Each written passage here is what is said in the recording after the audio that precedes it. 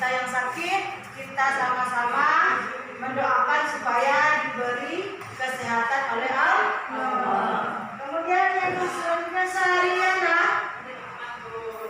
Salwa Latifah, Rizia Yolanda, Saria Adinda Asia Putri. Nah, berarti yang nggak masuk cuma satu orang ya nak? Cuma satu orang. Baiklah nak, sebelum kita melanjutkan materi selanjutnya, Ibu mau bertanya tentang materi yang kita pelajari minggu lalu. Itu tentang apa nak? Tentang yang pertama kandungan surat An-Nisa 146. Apa isi kandungannya? Coba salah-salah sebutkan. Ya Anissa silakan.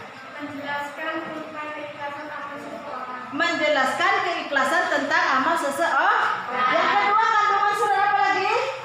Al-Baqarah 153 menjelaskan orang-orang yang sabar, hidupnya Allah beserta orang-orang yang sabar. Kemudian yang selanjutnya Surah Al-Imran ayat 134 menjelaskan ciri-ciri orang yang takwa yaitu selalu memaafkan orang lain. Nah, setelah kalian memahami isi kandungan Quran tersebut, Ibu berharap kita semua bisa mengamalkan isi dari surat kandungan tersebut. Untuk kompetisi dasarnya, kita harus selalu terbiasa membaca Al-Quran, karena Al-Quran adalah kitab suci umat Islam. Kemudian nanti keterampilannya kita harus bisa mencontohkan atau harus bisa menghayati perilaku ikhlas dan sabar.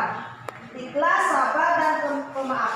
Kemudian untuk kompetensi dasar pengetahuan yang kita capai adalah memahami Quran surat An-Nisa ayat 146, Quran surat Al-Baqarah ayat 153 dan Quran Al-Imran ayat 153. Kemudian untuk kadar keterampilannya adalah menyajikan keterkaitan ikhlas, sabar dan pemaaf berdasarkan surat yang telah Ibu sebutkan tadi. Pada materi kita hari ini adalah 70. Jadi nanti kalau kalian di bawah 70 berarti tidak tuntas, masih di remedial. Kemudian seperti yang telah Ibu sampaikan sebelumnya, kita hari ini adalah tugas kelompok dan sudah dibagi ke kelompoknya ya. Simak video berikut ini. Bismillahirrahmanirrahim. Assalamualaikum warahmatullahi wabarakatuh. Teman-teman sekalian, sebuah cerita Rasulullah SAW mengisahkan kisah orang yang bersedekah 3 kali salah. Pertama, kita berdoa kepada Allah, ya Allah, saya ingin bersedekah, tunjukkan saya seseorang yang membutuhkan sedekah saya. Lalu dia keluar dari rumahnya, pas dia keluar dari rumahnya, dia menemukan seorang laki-laki. Dia katakan ini adalah sedekah untukmu. Dia kasih uangnya, katanya sedekah untuk laki-laki tersebut. Besok pagi tiba-tiba orang-orang di kampung itu berempat mengatakan bahwa semalam ada seorang pencuri yang bersedekah. Sehingga laki-laki yang bersedekah ini merasa dia salah dari bersedekah kepada pencuri. Besok ini seharian malam kedua dia berkata kepada Allah, ya Allah, tunjukkan saya seseorang yang berhak menerima sedekah. Saya akan berikan harta saya kepada dia. Semoga menjadi manfaat. Keluar dari rumah, dia melihat seorang perempuan. Baiklah anak-anak, sekarang silakan kalian simak, kalian dengar, kalian amati video berikutnya, yaitu tentang kesabaran dan bersyukur kepada Allah Subhanahu wa Ta'ala. Diriwayatkan oleh Ibnu Hibban dalam kitab Al-Thiqah. Kisah ini diriwayatkan oleh Abdullah bin Muhammad.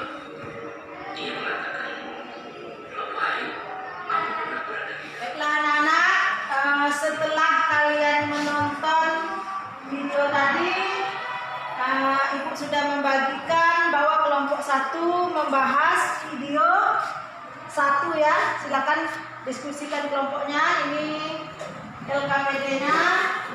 Kemudian kelompok 2, kemudian kelompok 3. Nanti hasil diskusinya itu kalian akan presentasikan di depan kelas. Dah, silakan kalian buka buku paket, kalian cari pertanyaan-pertanyaan yang berkaitan dengan yang telah Ibu sampaikan tadi. Silakan buka materinya positif. Ada yang mencatat?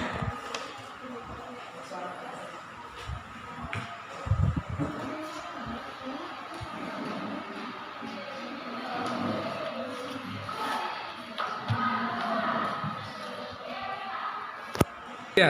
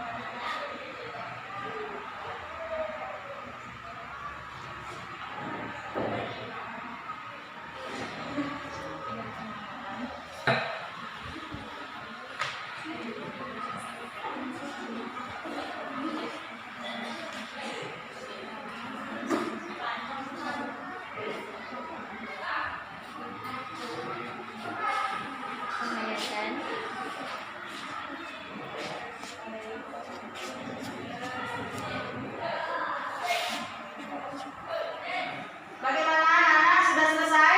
Nah, jadi permasalahan-permasalahan yang timbul dalam video pembelajaran tadi sudah kalian bahas. Nah, sekarang Ibu minta kelompok 1 untuk mempresentasikan hasil diskusinya. Silakan berdiri saja di tempat kepada kelompok 1 untuk membacakan hasil presentasinya. Dan kelompok lain silakan mendengarkan. Silakan berdiri, nak.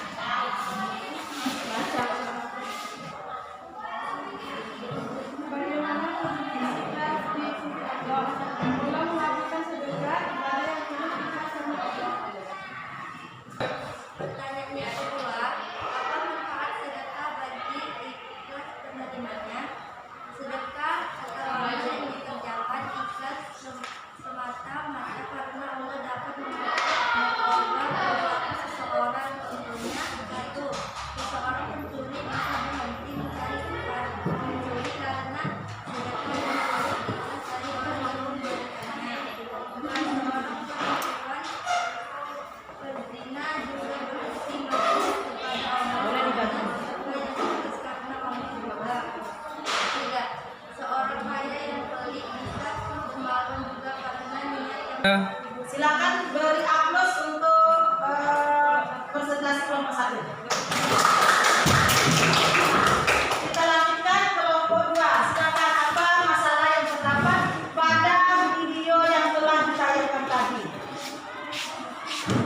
Nomor 1, bagaimana cara meneladani sahabat kami Abu Kilabah dalam taat menjalankan ibadah kepada Allah? Abu Kilabah amat rajin menjalankan ibadah kepada Allah meski dalam keadaan sakit. Pertanyaan kedua, bagaimana cara meneladani sahabat Nabi Abu Kilabah dalam menjauhi maksiat karena melarang Allah? Beliau tidak mau menerima jabatan sebagai habib karena takut tersumur kepada maksiat dan larangan Allah. Pertanyaan ketiga, bagaimana cara meneladani Abu Kilabah dalam sabar menerima musibah dari Allah? Abu Kilabah tetap sabar walaupun tidak mempunyai harta, anaknya meninggal, dan walaupun beliau dalam keadaan sakit, beliau tetap bersabar dan bersyukur. Ya, Ya. Sekarang silakan beri aplaus untuk kelompok 2. Kita lanjutkan kepada kelompok 3, video 3 tentang Silakan satu orang mewakili untuk mempresentasikannya.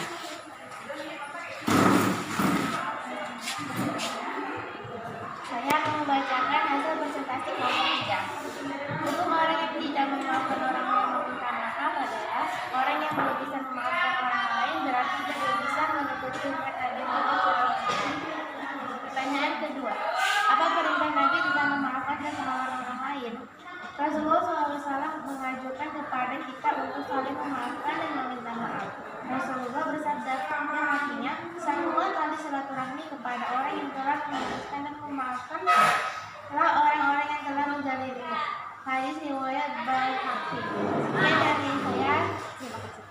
Dan kita aplaus kelompok 3. Dan untuk anak-anak sekarang kita memberi kesimpulan atau perilaku ikhlas dalam kehidupan sehari-hari. Nah, contohnya perilaku ikhlas dalam kehidupan sehari-hari dan pengamalan surat An-Nisa ayat 146 dalam kehidupan sehari-hari dapat diwujudkan dengan cara 1.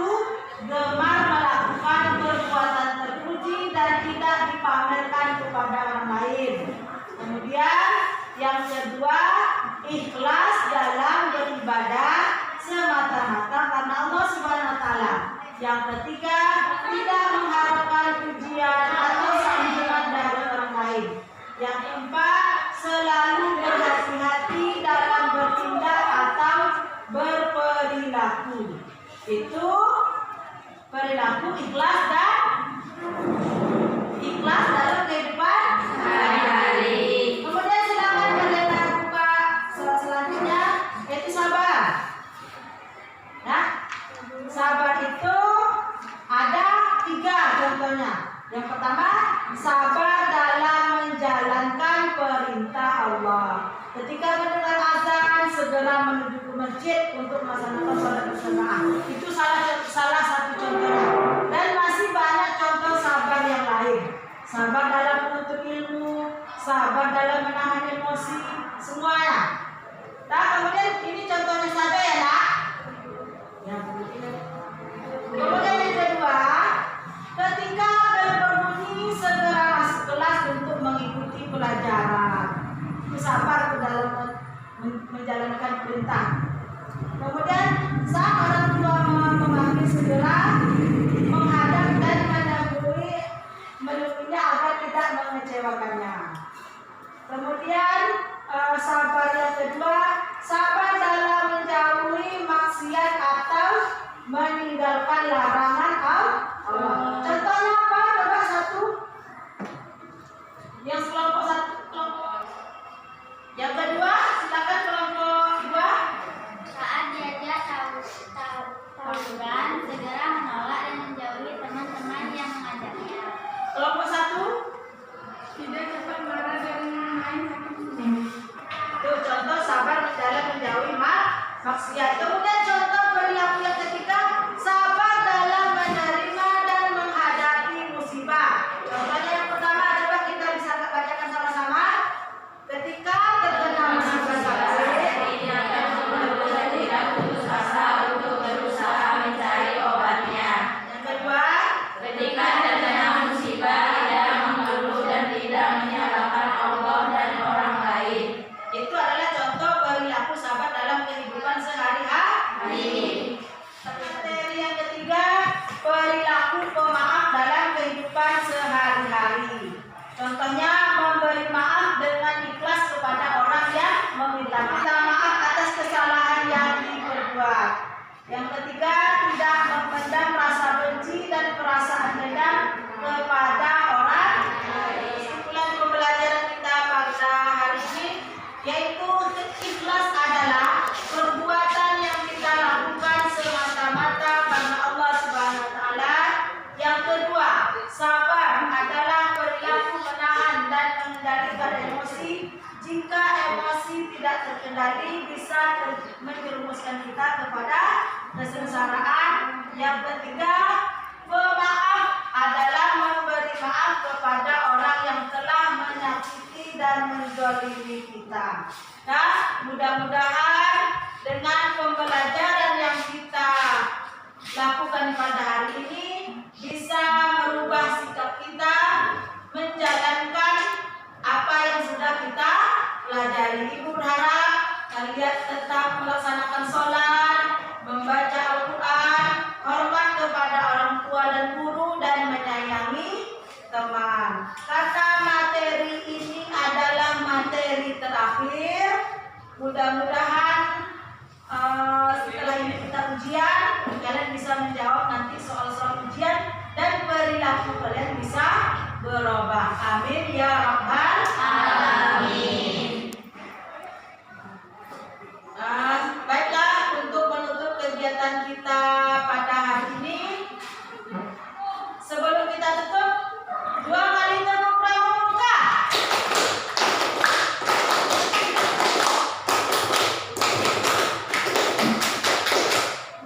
Nah, ketua kelas silakan dipimpin untuk berdoa. Doa mulai.